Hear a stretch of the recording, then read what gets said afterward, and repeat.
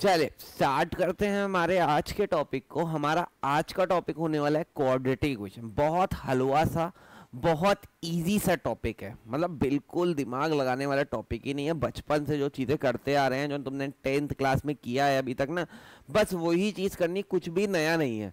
बस हाँ, एक चीज़ नहीं होगी, जो तुमको ग्राफ बनाना होगा क्वाड्रेटिक इक्वेशन का, बस वो थोड़ा सा नया है, बाकी कुछ भी नया नहीं है वही क्वाड्रेटिक इक्वेशन।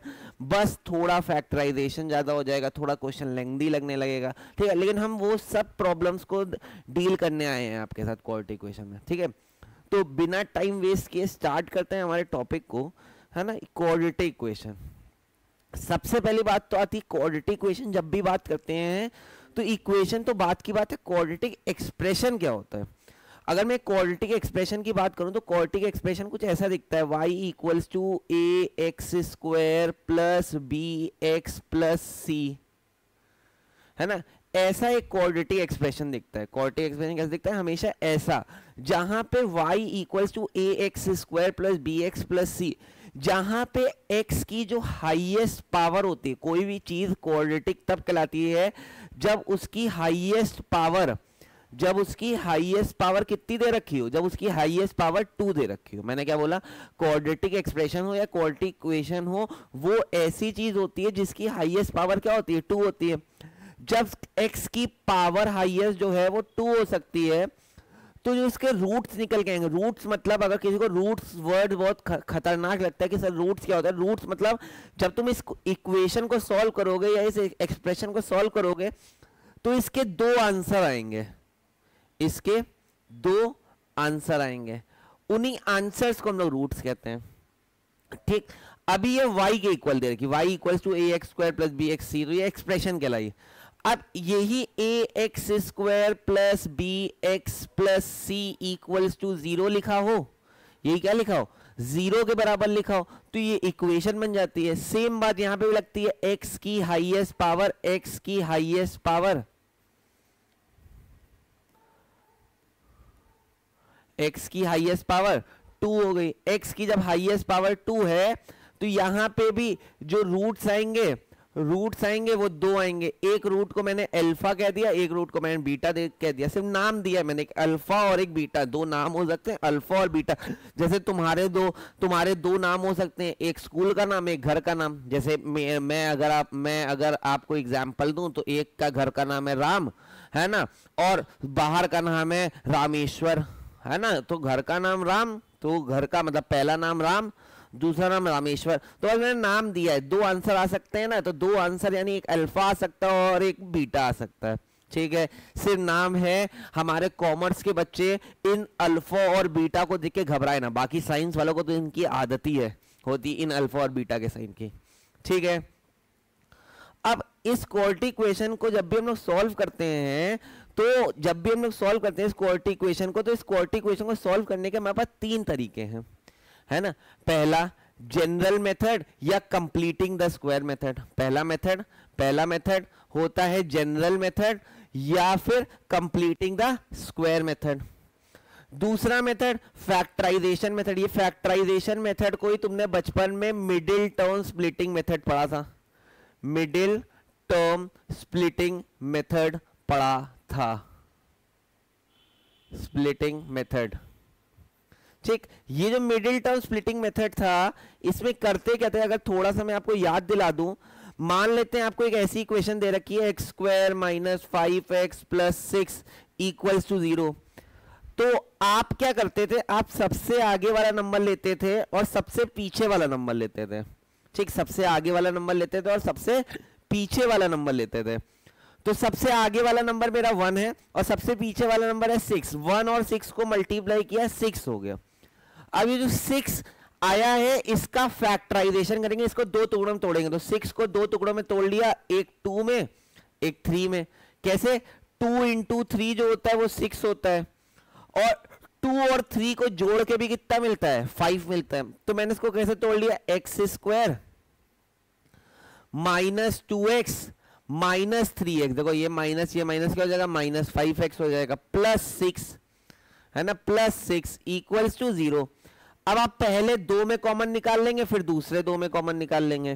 पहले 2 में आप कॉमन निकालेंगे तो क्या हो जाएगा? x x माइनस टू यहां पे -3 कॉमन निकालेंगे तो हो जाएगा x minus two equals to 0। क्या हो गया, एक हो गया x इक्वल्स टू 3 और एक हो गया x इक्वल्स टू 2।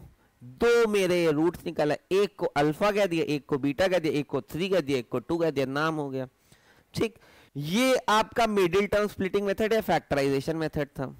दूसरा मेथड आता है उसको कहते हैं श्रीधराचार्य फॉर्मूला। दूसरा मेथड जो आता है उसको कहते हैं श्रीधराचार्य फॉर्मूला। श्रीधराचार्य फॉर्मूला क्या कहता है, यहां पे अगर आपको दो क्वाड्रेटिक इक्वेशन निकालनी है तो श्रीधराचार्य हमारे मैथमेटिशियन, उन्होंने एक फॉर्मूला दिया था, उन्होंने बोला कि -b plus minus under root B square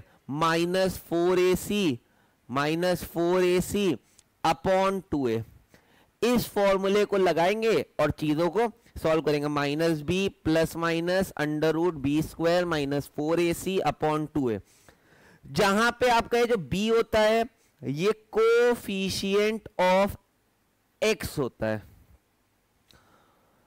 a होता है वो कोफिशिएंट ऑफ x स्क्वायर होता है, और जो c होता है, ये जो c होता है वो कांस्टेंट टर्म होता है, वो कांस्टेंट टर्म होता है।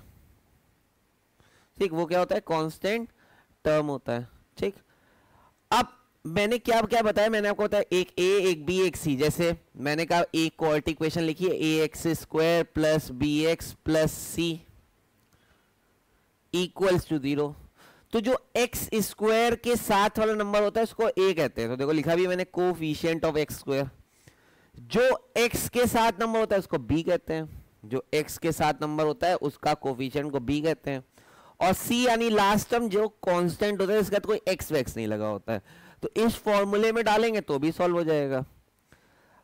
अब इसके अलावा आपको क्वाड्रेटिक में क्या आना चाहिए, जब हम लोग ये श्रीधराचार्य फॉर्मूला पढ़ते हैं -b plus minus under root B square -4ac upon 2a, ये जो हम फॉर्मूला पढ़ते हैं इसमें ये वाली चीज जिसपे मैं बादल बना रहा हूं, ये क्लाउड बना रहा हूं, ये जो बी स्क्वायर -4ac है ना, जो मैंने बादल बनाया है, ये जो बी स्क्वायर -4ac है, इसको हम लोग कहते हैं डिस्क्रिमिनेंट। इसको हम लोग क्या कहते हैं, डिस्क्रिमिनेंट।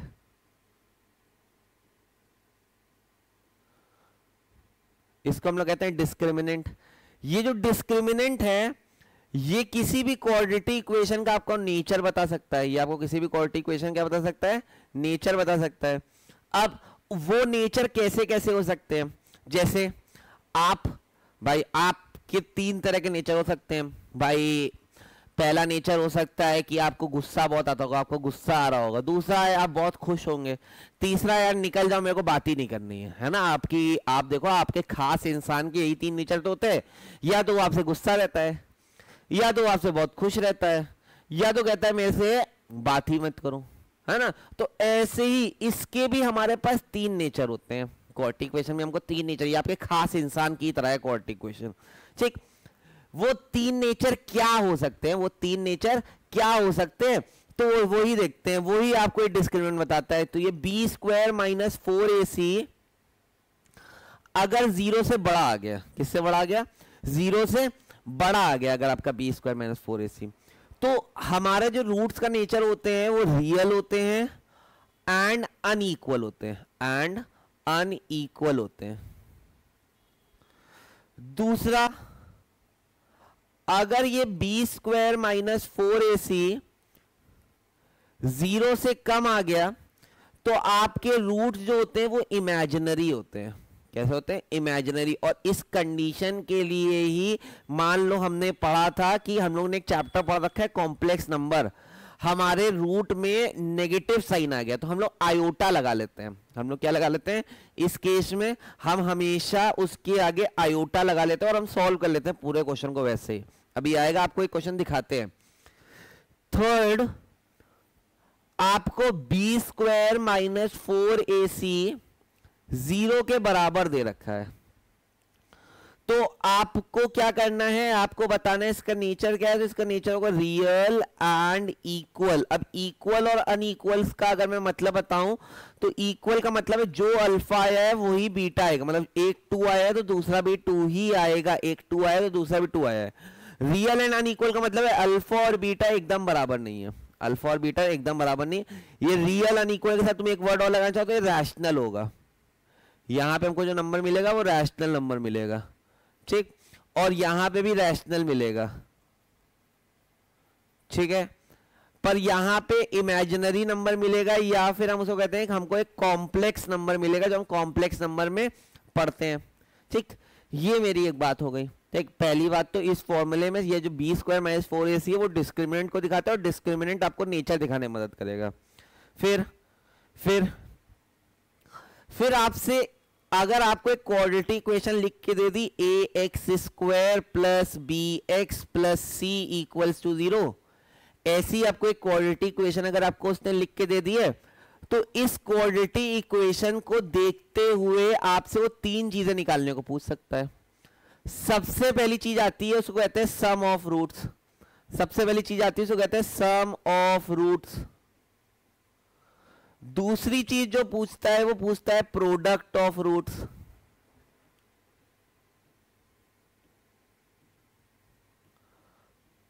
ठीक। और तीसरी सबसे स्पेशल चीज, ये आपको कहीं और नहीं दिखेगी ना, आपने इसको 10 में पढ़ा होगा, ठीक। वो तीसरी चीज होती है डिफरेंस ऑफ रूट। तीसरी चीज होती है तो कहते हैं डिफरेंस ऑफ रूट। पहला मैंने आपसे क्या बोला, सम ऑफ रूट्स। दूसरा मैंने आपसे बोला प्रोडक्ट ऑफ रूट। तीसरा मैंने आपसे बोला डिफरेंस ऑफ रूट, ठीक है। अब अगर आपको सम ऑफ रूट निकालना है, यानी आपको अल्फा प्लस बीटा निकालना है, आपको क्या निकालना है, अल्फा प्लस बीटा निकालना है। सम ऑफ रूट यानी एक रूट मैंने अल्फा माना एक बीटा माना, तो बिना कोई मतलब बिना अल्फा और बीटा निकाले अगर सम निकालना है तो फॉर्मूला होता है माइनस बी अपॉन ए। फॉर्मूला क्या होता है, माइनस बी अपॉन ए, मतलब minus of coefficient of x upon coefficient of x square, ठीक। प्रोडक्ट ऑफ रूट निकालना है यानी अल्फा इंटू बीटा निकालना है, तो सी अपॉन ए क्या होता है, सी अपॉन ए। भाई ये लोग माइनस है, ठीक, सी अपॉन ए। और अगर डिफरेंस ऑफ रूट यानी अल्फा माइनस बीटा निकालना है तो आपका हो जाएगा under root of discriminant upon a. अभी डिस्क्रिमिनेंट को हम लोग ने अभी क्या बोला था, बी स्क्वायर माइनस 4ac, है ना, b square minus 4ac upon a. ये मेरा अल्फा माइनस बीटा निकल गया, ठीक। ये तीनों बातें बहुत इंपॉर्टेंट है, तीनों बातें बहुत इंपॉर्टेंट है, ठीक। अब इसके बाद आपको क्या मालूम होना चाहिए, पहले मैं आपको वो चीजें बता रहा हूं जो आपको मालूम होनी चाहिए, फिर अभी क्वेश्चन से सब कुछ समझेंगे। अब आपसे बोले आपके क्वेश्चन में आपको 2 इंफॉर्मेशन दी हुई है। एक आपको पहली इंफॉर्मेशन दी गई है सम ऑफ रूट बता दिया गया है, और दूसरी इंफॉर्मेशन में आपको प्रोडक्ट बता दिया गया, प्रोडक्ट ऑफ रूट, है ना। पहले में सम ऑफ रूट बता दिया गया, दूसरे में प्रोडक्ट ऑफ रूट बता दिया गया। सम ऑफ रूट यानी अल्फा प्लस बीटा बता दिया गया आपके क्वेश्चन में, और अल्फा इंटू बीटा बता दिया गया। अब आपसे बोल रहा है इन दोनों बातों को यूज करके एक क्वाड्रेटिक इक्वेशन बनाओ। क्या बनाओ, एक क्वाड्रेटिक इक्वेशन बनाओ। ये आपको जाननी है क्वाड्रेटिक इक्वेशन। तो कभी भी क्वाड्रेटिक इक्वेशन बनानी है यूजिंग सम एंड प्रोडक्ट, तो फॉर्मूला होता है x square minus sum into x, है ना, प्लस प्रोडक्ट इक्वल्स टू 0।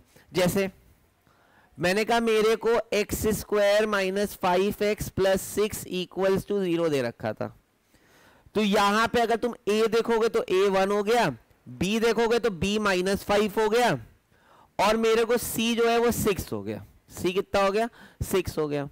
अब मेरे को अगर सिर्फ सम ऑफ रूट निकालना हो तो सम ऑफ रूट होता है माइनस बी अपॉन ए, यानी माइनस ऑफ माइनस 5 अपॉन ए यानी 1। माइनस माइनस चला गया, कितना हो गया, 5 अपॉन 1 दैट इज 5। ये मेरा सम आ गया, ये मेरा क्या आ गया, सम आ गया।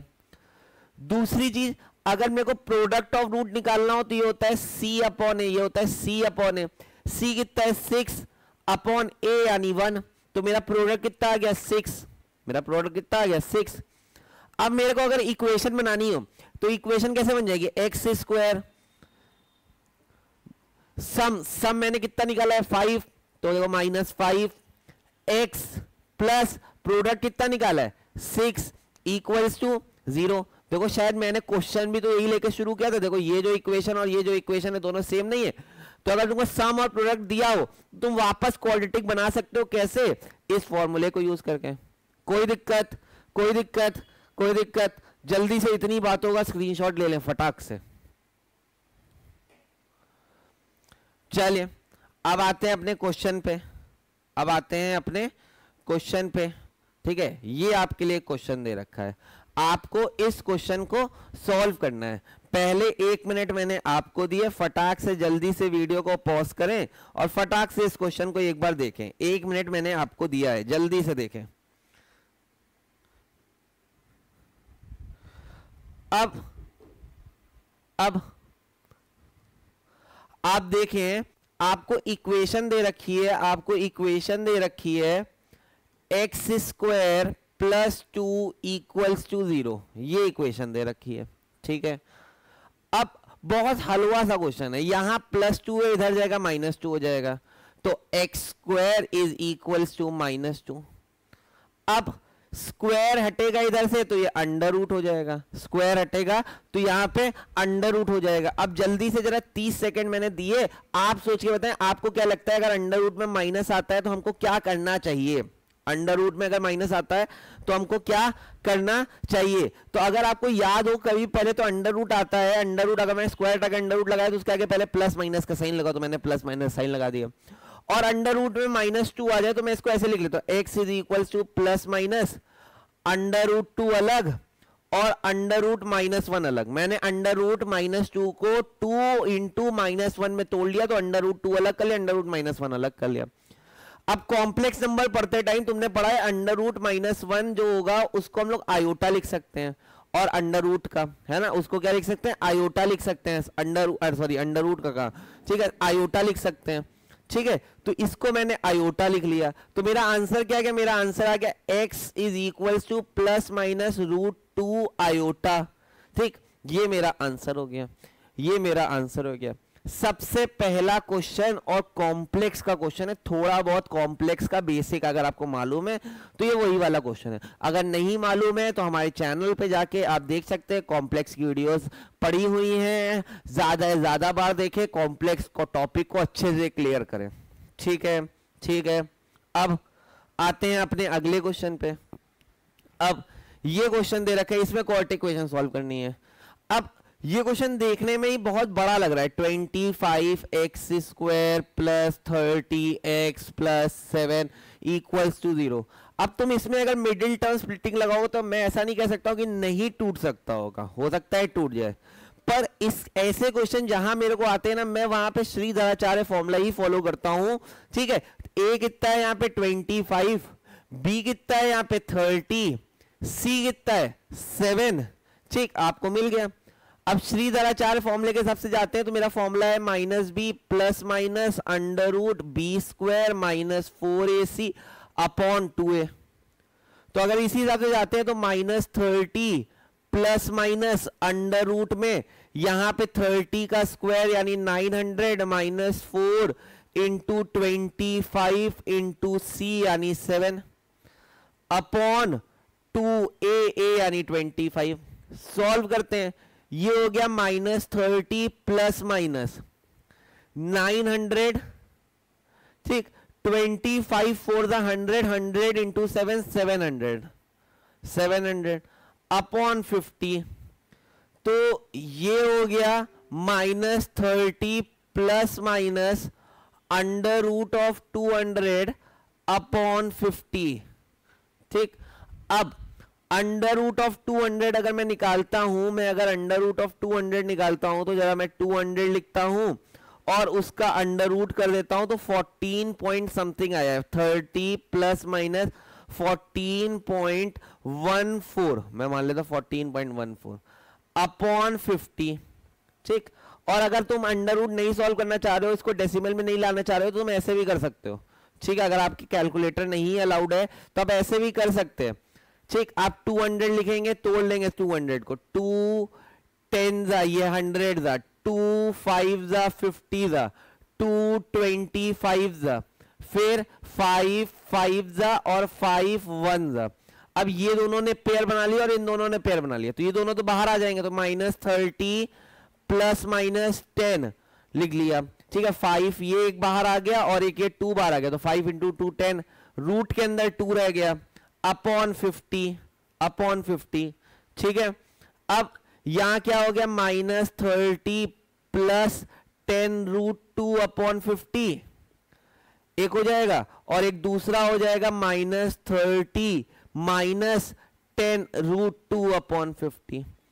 ऐसे ही अगर आंसर दे रखा है तो ऐसे ही छोड़ दीजिए, काट सकती है तो काट लीजिएगा, काटना चाहें तो अब यहां से 10 कॉमन ले सकते हैं, ऊपर से 10 कॉमन लेंगे तो अंदर यहां रह जाएगा -3 प्लस रूट 2 अपॉन 50, 0 0 कट गया तो आ गया मेरा फाइनल आंसर आ गया यहाँ पे -3 प्लस रूट 2 अपॉन 5। सेम यहां पे करोगे तो यहां पे आ जाएगा -3 माइनस रूट 2 अपॉन 5, ये दूसरा आंसर आ जाएगा। तो मेरे 2 फाइनल आंसर आ गए। ठीक, अगर आप डेसिमल में नहीं लाना चाह रहे हैं तो अगर आप श्रीधराचार्य लगाते हैं तो जल्दी भी हो जाएगा और इजीली भी टूट जाएगा, कोई दिक्कत। जल्दी से एक बार स्क्रीनशॉट मार ले। चलिए अब आते हैं अगले क्वेश्चन पे। अब अगला क्वेश्चन भी बहुत हलवा क्वेश्चन है। क्या दे रखा है, √3 x square minus 4x plus 3 equals to 0। बहुत बच्चे जो है ना ये प्लस √3, बहुत बच्चे जो है ना ये रूट देख के बोलते हैं सर ये तो बहुत कठिन क्वेश्चन है, पर मैं कह रहा हूं कठिन कहां है मेरे भाई। अगर तुम इसको फैक्टराइजेशन मेथड से भी करते हो, मिडिल टर्म स्प्लिटिंग से भी करते हो, तो मैं तुमको क्या बोलता हूं, मिडिल टर्म स्प्लिटिंग में आखिरी वाला नंबर और शुरुआत वाला नंबर उठा के मल्टीप्लाई कर लेते हैं। तो √3 इंटू √3 के साथ करा तो कितना आ गया, 3। ठीक, अब 3 को ऐसे मल्टीप्लाई करना है कि 4 आ जाए, तो 3 को मैंने मल्टीप्लाई किस में कर लिया, एक 3 इंटू 1 में। ठीक, और 3 और 1 को जोड़ के 4 भी मिलता है, तो मैंने ऐसे लिख लिया √3x square minus 3x minus x plus √3, ठीक, इक्वल्स टू 0। अब पहले 2 में कॉमन देखेंगे, अगले 2 में कॉमन देखेंगे। पहले 2 में अगर मैं कॉमन निकालूंगा तो मैं √3 कॉमन निकाल सकता हूं और x कॉमन निकाल सकता हूं, तो यहां बचेगा x माइनस √3। ठीक, अब √3 कैसे बचा, इस 3 को मैंने √3 इंटू √3 में तोड़ लिया है मन में। ठीक, तो एक √3 बाहर आ गया है, √3। फिर इधर तुम -1 कॉमन ले लोगे तो यहां बचेगा x माइनस √3 इक्वल्स टू 0। तो एक फैक्टर आ गया x माइनस √3 और एक फैक्टर आ गया √3x माइनस 1 इक्वल्स टू 0। तो एक x की वैल्यू आ गई √3 और एक x की वैल्यू, एक दूसरे x की वैल्यू आ गई 1/√3। ये मेरी 2 वैल्यूज आ गई, ये मेरे 2 फैक्टर्स हो गए। देखो कितना आसान क्वेश्चन था, सिर्फ देख के लोग बोलते हैं क्वाड्रेटिक टफ है, क्वाड्रेटिक टफ है, क्वाड्रेटिक टफ है। 11 कहां टफ है यार, है ना, कहां टफ है। बस आप मेरे साथ वीडियो में बने रहे, टफ तो कुछ है ही नहीं, है ना। और अगर आपको लग रहा है कि इस वीडियो से भी नहीं पूरा हो रहा है तो आप हमारे टेलीग्राम चैनल पे, है ना, आप हमारे टेलीग्राम चैनल पे आएंगे, वहां पे 11th ISC के नाम से हम लोग ने एक सेपरेट लिंक बना रखा है। वहां पे आप आएंगे तो वहां पे आपको मिल जाएगी अभ्यास शीट्स, है ना। वहां पे हम लोग ने वहां आपके लिए फ्री ऑफ कॉस्ट बना रखी है अभ्यास शीट्स। अभ्यास शीट्स में इतने क्वालिटी क्वेश्चन दे रखे हैं और इतने स्कूल्स के क्वेश्चन दे रखे हैं, ठीक है, जो हर टीचर ऑलमोस्ट स्कूल का देता ही देता है। ठीक है, वो सारे इंपॉर्टेंट क्वेश्चन हम लोग ने अभ्यास शीट में कवर किए। अगर आप उतना भी लगा लेते हैं तो आपकी ML अग्रवाल 11 के साथ लग जाएगी, है ना। अगर आपको 11th पास होना है बहुत अच्छे मार्क्स से, तो बस आपको करना क्या है, हमारे साथ ये इस वीडियो में बने रहना है और इस टेलीग्राम चैनल में 11th ISC के उसमें आके अभ्यास शीट्स क्वाड्रेटिक इक्वेशन की डाउनलोड कर लें, लगा लें। आपके लिए क्वाड्रेटिक इक्वेशन बहुत इनफ है ना, बहुत इनफ है। ठीक है, मैं हट जा रहा हूं, जल्दी से एक बार स्क्रीनशॉट मार लें। चलिए अब आ जाते हैं अपने अगले क्वेश्चन पे। अब देखिए ये क्वेश्चन दे रखा है, ये भी देखने में बड़ा खतरनाक क्वेश्चन है कि find the value of x, p + 7 इतना है, q - 12 इतना है, ये निकालो। भाई अब देख के लग रहा है कि यार कैसे होगा, पर है बहुत हलवा क्वेश्चन। तुम यहां से p की वैल्यू निकालो तो p आ जाएगा -7 के बराबर और q आ जाएगा 12 के बराबर। ठीक, ये वैल्यूज यहां रख दो, x square minus 7x plus 12 equals to 0। ठीक, अब 12 को तोड़ना है, 12 को तोड़ना है क्योंकि ये 12 है और आगे 1 है, तो 12 इंटू 1 12 ही होता है। 12 को तोड़ना है तो 4 इंटू 3, 4 इंटू 3 कितना होता है 12 होता है, 4 3 12, और 4 प्लस 3 करने पे कितना होता है 7 होता है। तो मैंने इसको तोड़ लिया, x square minus 4x minus 3x plus 12 equals to 0। अब पहले दो में कॉमन लेंगे, अगले दो में कॉमन लेंगे। ठीक, पहले दो में कॉमन लेंगे, x कॉमन हो जाएगा x माइनस 4, अगले वाले माइनस 3 कॉमन लेंगे, हो जाएगा x माइनस 4 इक्वल्स टू 0। तो एक x की वैल्यू 4 आ गई, एक x की वैल्यू 3 आ गई, ये दोनों मेरे आंसर हो गए, ये दोनों मेरे रूट्स हो गए, काम खत्म, x की वैल्यू आ गई। ठीक है, एकदम हलवा क्वेश्चन, फटाक से एक बार क्या मारे, एक बार स्क्रीनशॉट मारे। चलिए अब आते हैं अपने अगले क्वेश्चन पे। अब एक क्वेश्चन लेके आया हूं वर्ड प्रॉब्लम की तरह। वर्ड प्रॉब्लम में क्या है, सम ऑफ 2 नंबर जो है वो 9 दे रखा है। ठीक है, तो 2 नंबर, मैं एक नंबर लेट कर लेता हूं, let 1 number is equals to x, एक नंबर को x मान लिया, तो दूसरा नंबर जो हो जाएगा सेकंड नंबर, इसको 2 नंबर नहीं लिखते हैं, इसको सेकंड नंबर लिखते हैं, वरना कहेंगे बच्चे की सर की इंग्लिश खराब है ना, ऐसा मत सोचिएगा, वो मैथ्स करते करते इंग्लिश पे ध्यान रहता नहीं है। तो यहाँ पे 2 नंबर का मतलब मैं जब लिख रहा था तो उसका मतलब यही था सेकंड नंबर। सेकंड नंबर कितना हो जाएगा 9 माइनस एक्स हो जाएगा, अगर एक x है दूसरा 9 माइनस एक्स हो गया। अब दोनों को जोड़ के देख लो, दोनों को अगर तुम जोड़ते हो तो x plus 9 minus x equals to 9 ही आ जाएगा, क्यों, क्योंकि x x कट जाएगा, 9 इक्वल 9 हो गया।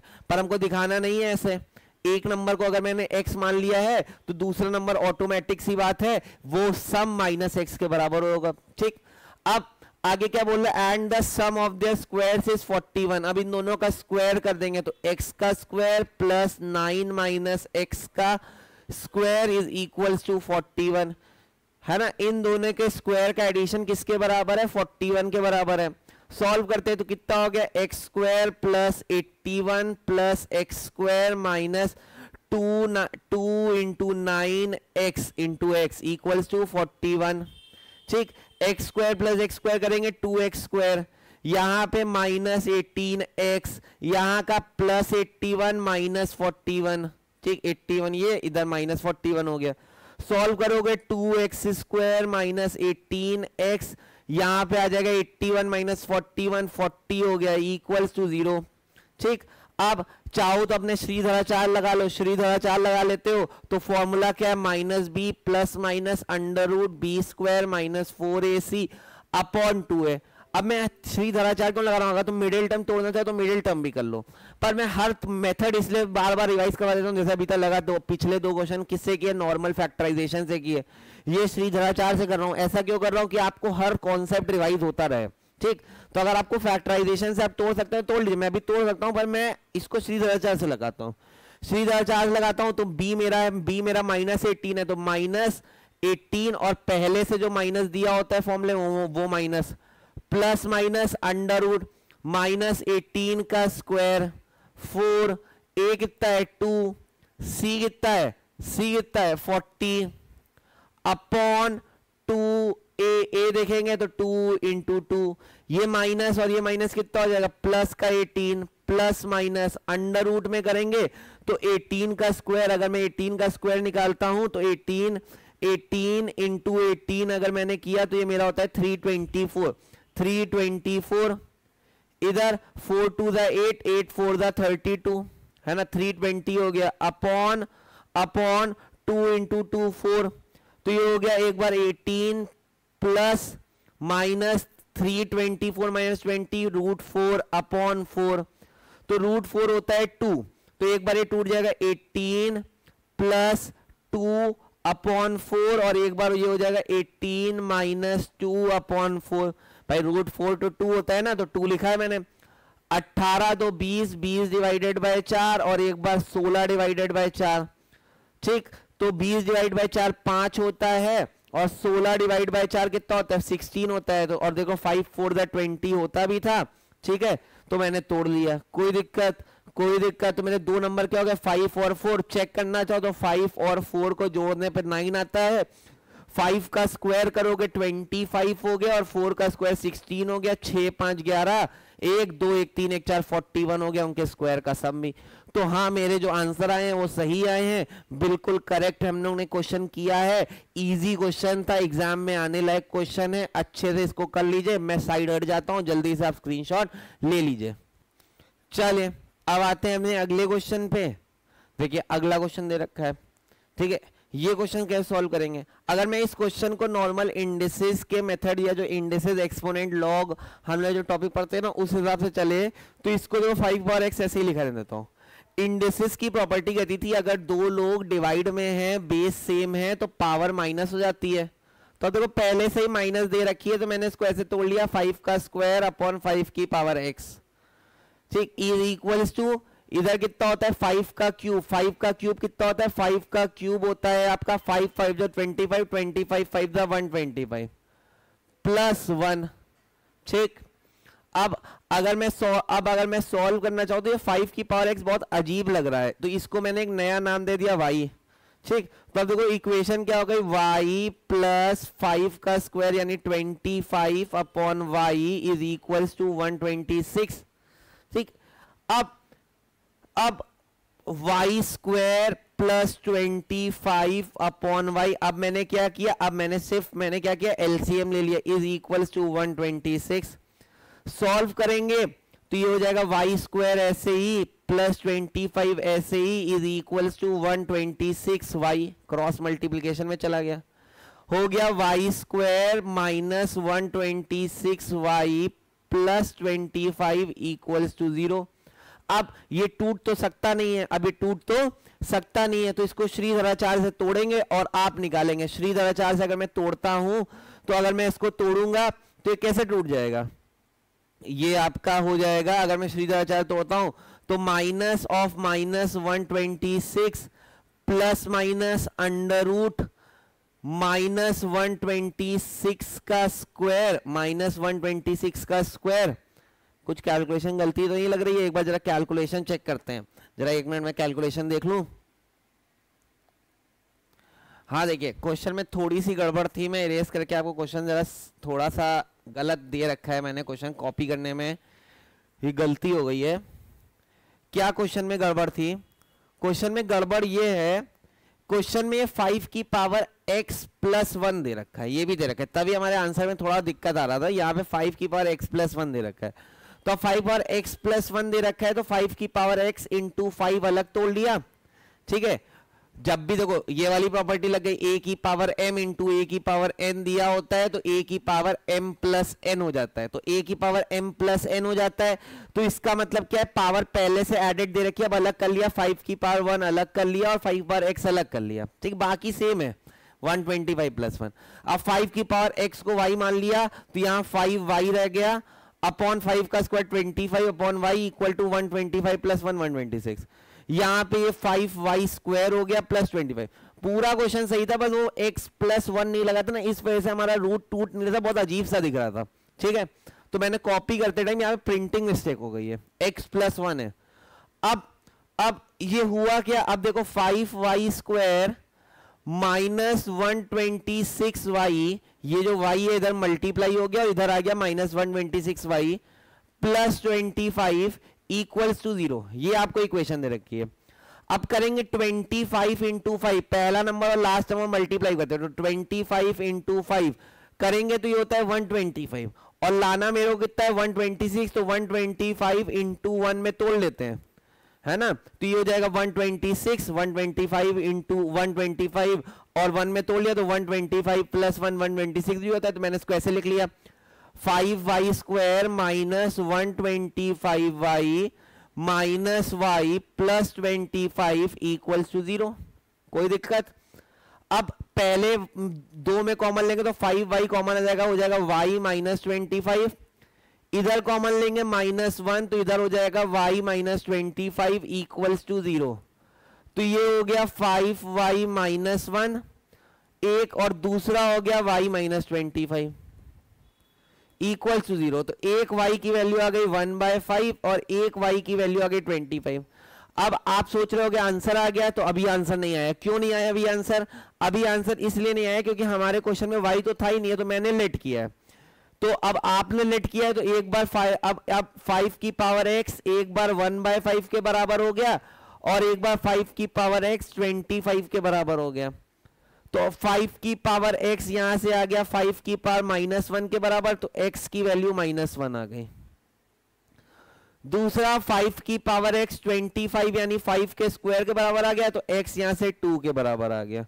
ठीक, तो x जो हो गया वो -1 आ गया और -2 आ गया। ठीक, -1 और 2 आ गया, ये मेरा आंसर हो गया। और इस क्वेश्चन को मार्क कर लीजिए इंपॉर्टेंट।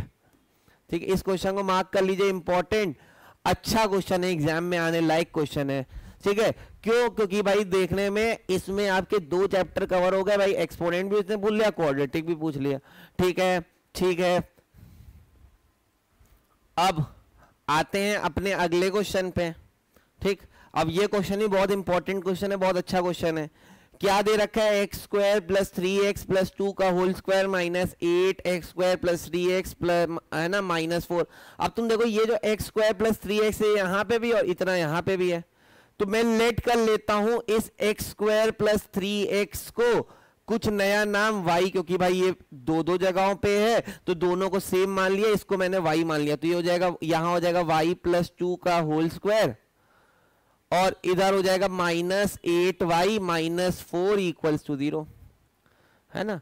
अब y प्लस 2 का होल स्क्वायर अगर खोलना है तो ये हो जाएगा y square plus 4 -4y -8y, है ना, -4 इक्वल्स टू 0, -4 इक्वल्स टू 0। थोड़ा एक्सेंट बदल लेते हैं, है ना, मस्ती चलती रही चाहिए, वरना वीडियो भाई बहुत लेंथी है, बोरिंग और लगने लगेगा। तो एक्सेंट बदल के थोड़ा मस्ती करते हुए, डांस वांस करते हुए चीजें चलिए सॉल्व कर लेते हैं। तो यहाँ पे क्या हो गया? y स्क्वायर प्लस 4, ये भाई इक्वल कहां से हो गया? -8y है, तो -4 और माइनस ये 8 कितना हो गया? माइनस का 12y और ये माइनस का 4, ऐसे ही इक्वल्स टू 0। अब देखिए ये प्लस का 4 या माइनस का 4 कैंसिल हो गया, है ना। अब यहां से अगर आप कॉपी कर लेते हैं तो यहां आ गया y square minus 12y equals to 0। अगर आप यहां से y कॉमन लेंगे तो ये एक हो जाएगा y माइनस 12 इक्वल्स टू 0। तो एक y की वैल्यू 0 आ गई और एक y की वैल्यू 12 आ गई। ठीक, अब y के बराबर है तो यहां पे रख लो x स्क्वायर प्लस 3x आपका एक बार 0 के बराबर हो गया, और एक बार आपका x स्क्वायर प्लस 3x आपका 12 के बराबर हो गया। अब इसके आगे आप सॉल्व करेंगे और आंसर बताएंगे। ठीक है, मेरे को कमेंट में अब इनके जो भी रूट्स आएंगे उसका आंसर मेरे को कहाँ चाहिए? कमेंट में चाहिए। आप बताएं कमेंट में इसका क्या आंसर आएगा, मैं वेट कर रहा हूं, जल्दी से कमेंट करें। चलिए अब आ जाते हैं अपने अगले क्वेश्चन पे। अब देखिए ये क्वेश्चन बहुत इंपॉर्टेंट है, ये क्वेश्चन आपके नेचर ऑफ रूट्स वाले उस टॉपिक से। देखो क्या दे रखा है, if a b c belongs to Q यानी quadratic equation, and a plus b plus c is equals to 0, show that the roots of the equation this is equals to 0 are rational, is the converse of above true। मतलब ये जो statement लिखा है क्या ये सही है या झूठ लिखा हुआ है? ठीक है, तो अब देखो मैं पहले याद दिला देता हूं, रूट रैशनल तब होते हैं जब आपका बी स्क्वायर माइनस 4ac जो है वो ग्रेटर देन 0 आ जाए, या आपका बी स्क्वायर माइनस 4ac जो है वो एक परफेक्ट स्क्वायर आ जाए, है ना। ग्रेटर देन 0 यानी कोई परफेक्ट स्क्वायर आ जाए, तो परफेक्ट स्क्वायर के केस में भी वो रैशनल होते हैं। तो ये दोनों केसेस हैं जहां रैशनल होंगे, तो कोशिश ये रहेगी तो परफेक्ट स्क्वायर बना दो, तो 0 से बड़ा बना दो। ठीक, तो अब अगर मैं इसी उसको लेता हूं, इस क्वाड्रेटिक इक्वेशन को लेता हूं, ax square plus b x plus c equals to 0, ये इक्वेशन लेता हूं और अपना रूट्स का नेचर जानना चाहता हूं, तो मैं डिस्क्रिमिनेंट को यूज करता हूं, यानी बी स्क्वायर माइनस 4ac को यूज करता हूं। तो अब मैं अगर बी स्क्वायर माइनस 4ac को यूज करता हूं तो यहां से बी स्क्वायर माइनस 4ac लिख लिया। ठीक, अब यहां से अगर मैं b की वैल्यू निकालूं तो b क्या हो जाएगा, ये इंफॉर्मेशन मेरे को दी है, तो मैं यहां से अगर b की वैल्यू निकालूं तो b जो हो जाएगा वो माइनस का a प्लस सी के बराबर हो जाएगा। ठीक है, मैंने b को यहीं रखा, a और c उधर भेज दिया। तो ये हो जाएगा माइनस का a प्लस सी के होल स्क्वायर के बराबर माइनस 4ac। ठीक, अब माइनस का स्क्वायर पॉजिटिव होता है, ठीक, a square plus c square minus plus 2ac minus 4ac, plus 2ac minus 4ac cancel हो जाएगा, बचेगा a square plus c square minus 2ac। ठीक, अब ये किसका फॉर्मूला हो गया, ये फॉर्मूला हो गया a माइनस सी के होल स्क्वायर का। अब a माइनस सी का होल स्क्वायर क्या है, एक परफेक्ट स्क्वायर है, एक परफेक्ट स्क्वायर है, तो हम लोग क्या कह सकते हैं, परफेक्ट स्क्वायर है तो मेरे रूट्स कैसे होंगे, रैशनल होंगे, रैशनल होंगे। हेंस ये जो कॉन्वर्स लिखा हुआ है, हेंस ये जो कॉन्वर्स लिखा है वो ट्रू लिखा है, ये जो कॉन्वर्स, ये जो स्टेटमेंट लिखा है वो ट्रू बिल्कुल लिखा हुआ है, कोई दिक्कत। ठीक, बहुत अच्छा, बहुत इंपॉर्टेंट क्वेश्चन मैंने पर्टिकुलरली देखा है मेरे जानने में, जितने भी बच्चे मिलते हैं मेरे से उनके स्कूल में से लगभग 4-5 स्कूल में क्वेश्चन एग्जाम में आया हुआ है 2 मार्क्स के हिसाब से। ठीक है, एक बार फटाक से स्क्रीनशॉट लेके रख ले। चलिए अब आते हैं अगले क्वेश्चन पे, और ये क्वेश्चन भी बहुत अच्छा, बहुत से एग्जाम पेपर में आया हुआ क्वेश्चन है, बहुत अच्छा क्वेश्चन, बहुत बहुत बहुत बहुत अच्छा क्वेश्चन। ठीक है, क्या है, if one root of this equation be 3, है ना, एक इक्वेशन का एक रूट 3 दे रखा है। ठीक, फाइंड पी, पहले तो पी फाइंड करो, ऑल्सो द अदर रूट। अब भाई बहुत से लोग इस क्वेश्चन को बहुत बड़ी तरीके से करते हैं, पर मैं इसको बहुत आसान तरीके से आपको बताता हूं, बिल्कुल आसान तरीके से। अगर एक रूट 3 है तो मैं इस इक्वेशन में x की जगह 3 डाल दूंगा तो मेरी इक्वेशन 0 के बराबर आ जाएगी। क्यों? क्योंकि अगर एक रूट 3 है तो 3 डालने पे इसका आंसर 0 के बराबर आता होगा। तो चलो मैं यहां पे 3 डाल देता हूं, तो ये हो जाएगा 9p। देखो 3 डाल दिया यहां पे x की जगह, 3 का स्क्वायर 9p, माइनस यहां पे डाल दिया तो ये 2p प्लस 3 ऐसे ही रहा, इंटू 3 यहां पे आ गया, माइनस p प्लस 1 ऐसे ही रहा। ठीक, इक्वल्स टू 0। सॉल्व करते हैं तो ये 9p हो गया, माइनस 3 2 जा 6 माइनस 9, 3 3 जा 9, अंदर माइनस भी मल्टीप्लाई होगा, माइनस 9, और यहां 6p यहां पे करेंगे तो ये माइनस p हो जाएगा, माइनस 1 हो जाएगा, इक्वल्स टू 0। 9p में से 6p को माइनस करेंगे तो 9 में से 6 जाएगा तो 3p हो गया। ठीक, और एक और p, अच्छा एक और p है, तो एक और p है, 9 में से 6 गया 3p में से एक और p गया 2p। Okay, minus 9 minus 1 minus 10 हो गया, इक्वल्स टू 0 चल रहा है। p is equals to 10 divided by 2, यानी p की वैल्यू तो 5 आ गई। देखो कितना मस्ती से हम लोग ने p की वैल्यू 5 निकाल ली। बस मैंने एक बात को भाई प्रेजेंस ऑफ माइंड एग्जाम में लगा के आना, अगर क्वेश्चन 4 नंबर में भी आता है तो ये नहीं जरूरी आप 1.5 पन्ना भर के हो, है ना, 6 में भी आता है, 5 में भी आता है, तो जरूरी नहीं 1.5 पन्ना भर के हो। तो इजीली p की वैल्यू आ गई। क्यों? क्योंकि मैंने प्रेजेंस ऑफ माइंड लगाया। मैंने क्या बोला, मैंने बोला मेरा माइंड ने तुरंत हिट किया कि अगर एक रूट दिया है तो सीधा सीधा x की जगह डाल देंगे। जब x की जगह डाल देंगे तो ये सॉल्व होकर 0 के बराबर आएगा। तो मैंने x की जगह p की वैल्यू, x की जगह 3 डाल दिया, तो सॉल्व होकर p की वैल्यू निकल आई 5। अब मेरे को प्रोडक्ट ऑफ रूट आता है। प्रोडक्ट ऑफ रूट में कैसे निकालता हूं? प्रोडक्ट ऑफ रूट मेरा होता है c बाय ए, और ये जो प्रोडक्ट है alpha into beta is equals to c by a होता है, यानी a alpha into beta. Alpha पहले रूट को दिखाता है, बीटा दूसरे रूट को दिखाता है। पहला रूट 3 मालूम है, दूसरा रूट बीटा है नहीं मालूम। c मेरे को मालूम है कितना, माइनस का p प्लस 1, माइनस का p प्लस 1। a कितना है, a है मेरा p। ठीक, अब p की वैल्यू मेरे को मालूम चल गई है, p की वैल्यू मेरे को मालूम चल गई, तो 3 beta is equals to minus 5 plus 1 upon 5। तो बीटा इज इक्वल्स टू ये हो जाएगा माइनस का 6 अपॉन 5 इंटू 3, ये 3 नीचे आ गया, 3 1 जा 3, 3 2 जा 6। तो मेरी बीटा की वैल्यू कितनी आ गई, मेरी बीटा की वैल्यू आ गई माइनस का 2/5, है ना, ये मेरी बीटा की वैल्यू आ गई, ये मेरा आंसर हो गया। ठीक, और मेरा p की वैल्यू 5, ये भी मेरा आंसर होगा, क्योंकि क्योंकि तुमसे p पूछ रहा था और अदर रूट पूछ रहा था, p पूछ रहा था और आपसे क्या पूछ रहा था, अदर रूट पूछ रहा है, p पूछ रहा है और आपसे क्या पूछ रहा है, अदर रूट। तो देखिए दोनों, ये मेरा फर्स्ट पार्ट क्वेश्चन का और ये मेरा सेकंड पार्ट क्वेश्चन का। ठीक है, उम्मीद करता हूं समझ में आया होगा। जल्दी से हट रहा हूं, एक स्क्रीनशॉट मार ले, मैं स्क्रीनशॉट मारने का टाइम। चलिए अब आते हैं अपने अगले क्वेश्चन पे।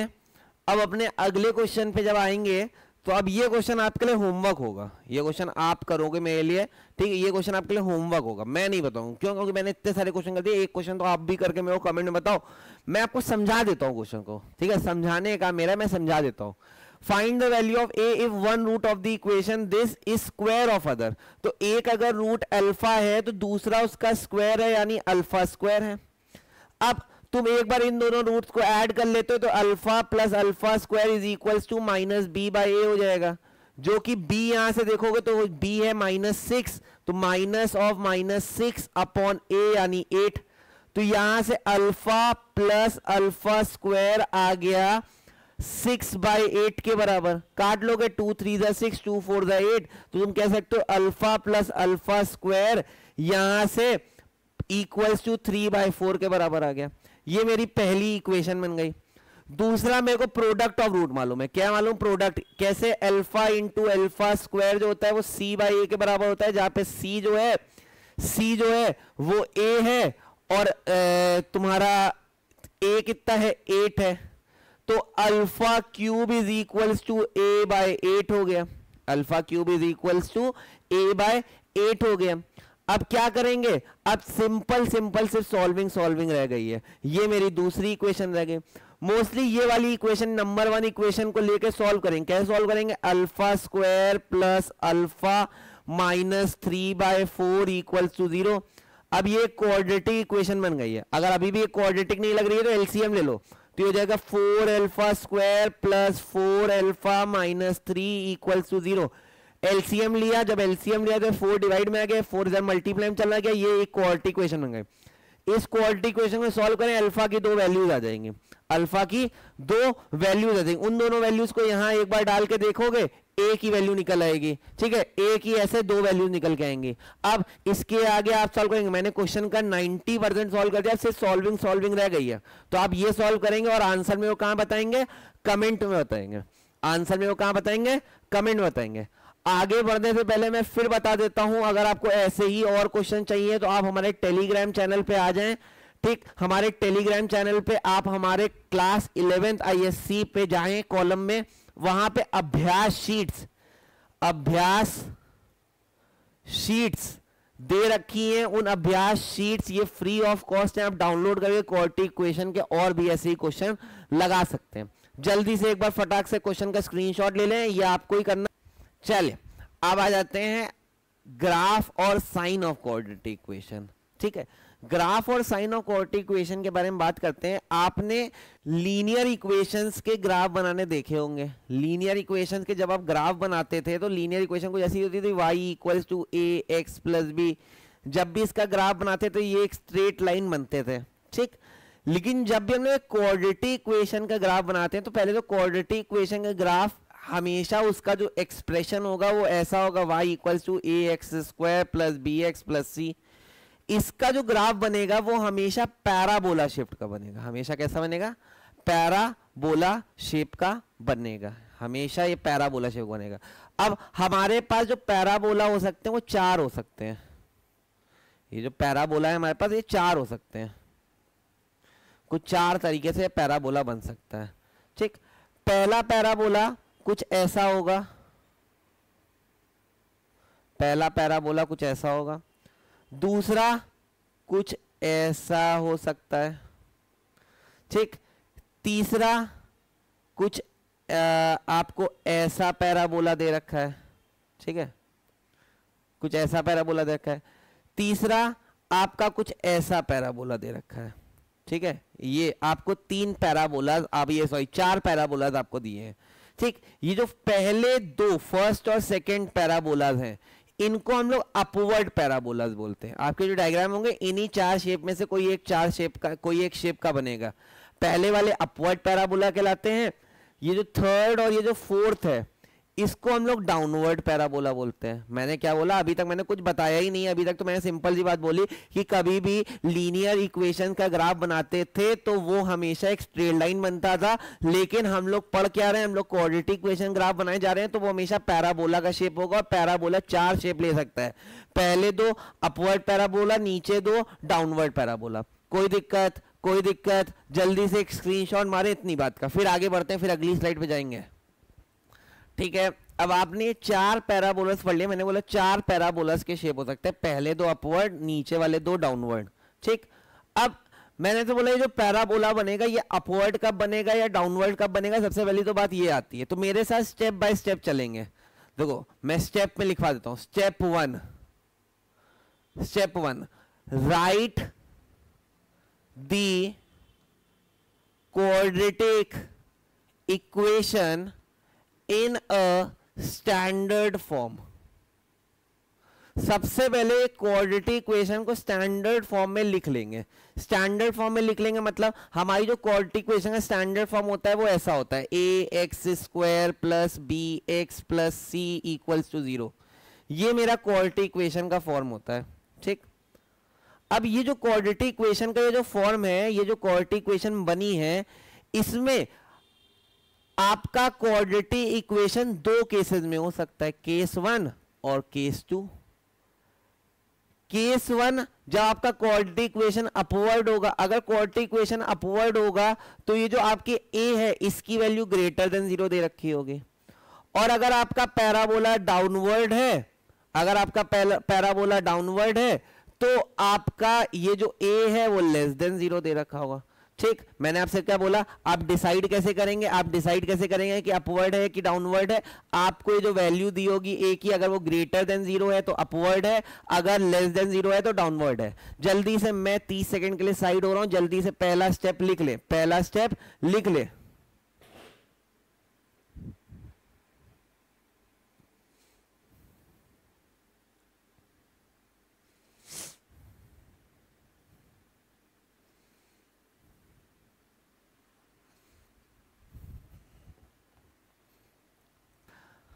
अब आते हैं अपने स्टेप 2 पे।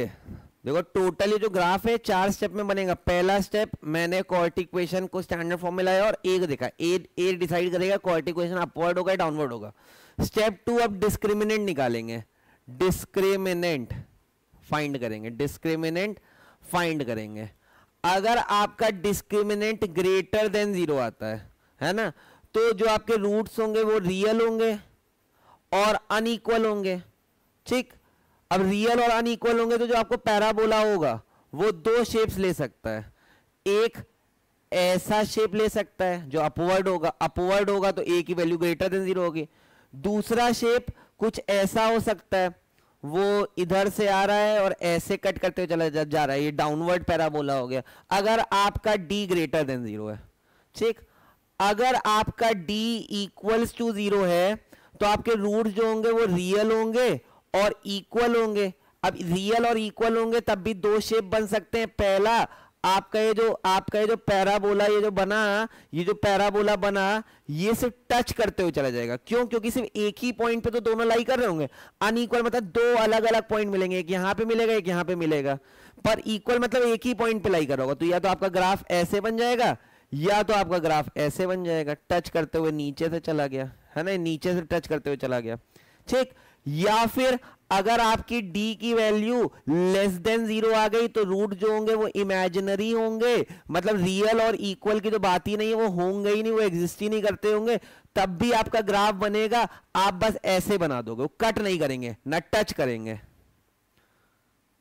है ना, ना कट करेंगे ना टच करेंगे, वो ऐसे ही चले जाएंगे। ठीक है, ठीक है, ये मेरा क्या हो गया, स्टेप 2 हो गया, ये मेरा स्टेप 2 हो गया। ठीक, स्टेप 2 में क्या निकालेंगे, डिस्क्रिमिनेंट, और अलग अलग डिस्क्रिमिनेंट की वैल्यू पे अलग अलग ग्राफ बन सकते हैं। जैसे पहला ये बन सकता है अगर d 0 आ गया, a ग्रेटर देन 0 आ गया, 0 आ गया तो ये आ गया, लेस देन 0 आ गया तो ये हो गया, ये थर्ड हो गया। ठीक है, ठीक है, जल्दी से लिखिए। अब तीसरा तीसरा स्टेप पिछले वाले स्टेप से रिलेट करते हैं। मैंने बोला ना कट करते हुए जाएगा तो यहीं से तो कट करते हुए जाएगा, तो अब ये दोनों पॉइंट्स कौन से होंगे, इन दोनों कौन से ग्राफ पे कौन से पॉइंट पे लाई करेंगे, तो इन दोनों पॉइंट्स को हम लोग वर्टेक्स कहेंगे। तो थर्ड स्टेप हो गया वर्टेक्स निकालना, थर्ड स्टेप हो गया वर्टेक्स निकालना। वर्टेक्स निकालना है तो फॉर्मूला होता है, वर्टेक्स निकालना है तो फॉर्मूला होता है -b/2 है, ये मेरा पहला वर्टेक्स हो जाएगा, और दूसरा हो जाएगा डिस्क्रिमिनेंट, डिस्क्रिमिनेंट अपॉन 4 है, ये मेरा वर्टेक्स के 2 पॉइंट हो गए। अभी बिल्कुल क्वेश्चन करके दिखाऊंगा, लेकिन पहला स्टेप आपको क्या निकालना है, ए देखना है, ए वैल्यू ग्रेटर देन है तो ग्राफ कैसा बनेगा कोऑर्डिनेट इक्वेशन का, ये अपवर्ड या डाउनवर्ड डिसाइड करेगा। दूसरा डिस्क्रिमिनेंट निकालना है, डिस्क्रिमिनेंट दिखाएगा ग्राफ भाई टच होते हुए जाएगा कि काटते हुए 2 पॉइंट से जाएगा कि बिल्कुल टच ही नहीं होगा, ठीक। तीसरा स्टेप वर्टेक्स निकालना है, वर्टेक्स होगा -b/2 है या d/4 है, कोई दिक्कत, जल्दी से तीसरा स्टेप भी लिख ले कॉपी में, 1 मिनट का दिया मैंने समय, वीडियो पॉज कर। अब ये जो ग्राफ बना, ये ग्राफ देखो, ये वाला एक्सिस y एक्सिस, ये वाला x एक्सिस, तो ये y एक्सिस को भी तो कहीं कट करते हुए आ रहा है, तो ये y एक्सिस को कौन से पॉइंट पे कट करेगा, तो स्टेप 4, ये स्टेप 4, ये स्टेप 3, ठीक। स्टेप 4 अगर आपको जानना है कि आपको y एक्सिस पे कहां पे इंटरसेक्ट करेगा, y एक्सिस पे कहां पे इंटरसेक्ट करेगा, तो आप क्या मानोगे, ये आपको C पॉइंट पे इंटरसेक्ट करेगा, मतलब आपका पॉइंट होगा 0, जो भी आपकी कोऑर्डिनेट इक्वेशन दी होगी ax² + bx + c, तो ये c वाला ये जो पॉइंट दिया होगा यहां पे y एक्सिस पे इंटरसेक्ट कर रहा होगा, मतलब पॉइंट होगा 0, वो पॉइंट क्या होगा 0, हर बार, ठीक। अगर आपने 4 स्टेप मेरे मान लिए, आपको ग्राफ बनाने में दिक्कत हो ही नहीं सकती, जल्दी से चारों पॉइंट्स को लिख लीजिए, चारों स्टेप को लिख लीजिए। चारों स्टेप अगर आप लिख लेंगे, फिर देखिए मैं आपको एक क्वेश्चन से ग्राफ बना के दिखाता हूं। चलिए आ जाइए, अब इस ग्राफ के, अब इसका ग्राफ बनाते हैं, है ना, इसका वर्टेक्स निकालते हैं, इसके पॉइंट निकालते हैं, इसका y निकालते हैं, सब कुछ निकालते हैं। तो सबसे पहले स्टेप 1 चेक करेंगे, जो मेरा ग्राफ है वो अपवर्ड बनने वाला है पैराबोला या डाउनवर्ड पैराबोला बनने वाला है। तो सबसे पहले मैं ए बी, या यहां पे मैं क्या कर लेता हूं, मैं पहले यहां पे ए बी और सी ये 3 वैल्यू लिख लेता हूं। तो अगर मैं ए बी सी इन तीनों की वैल्यू लिखता हूं तो ए मेरा है 1, ए है मेरा 1, ए है मेरा 1, बी है मेरा कितना, बी है मेरा -5, बी है मेरा -5, और सी है 6। तो स्टेप 1 में ए देखना है, तो ए मेरा 1 है जो कि ग्रेटर देन 0 है, तो मैं यहां पे लिख लूंगा मेरा जो पैराबोला बनेगा वो अपवर्ड बनेगा। अब अपवर्ड पैराबोला बनेगा तो 2 तरह से पैराबोला बन सकता है अपवर्ड वाला, ठीक है, वो 2 क्या 3 तरीके से बन सकता है, वो डिपेंड करेगा डिस्क्रिमिनेंट पे। तो हम निकालते हैं डिस्क्रिमिनेंट कैसे आएगा। स्टेप 2 डिस्क्रिमिनेंट निकाल लेते हैं, स्टेप 2 डिस्क्रिमिनेंट निकालना, यानी b² - 4ac निकाल रहे हैं। तो यहां पे मैंने b² निकाला तो -5 का स्क्वायर -4a यानी 1, c यानी 6, तो ये हो जाएगा माइनस का स्क्वायर +25 -24, कितना आ गया 1 आ गया।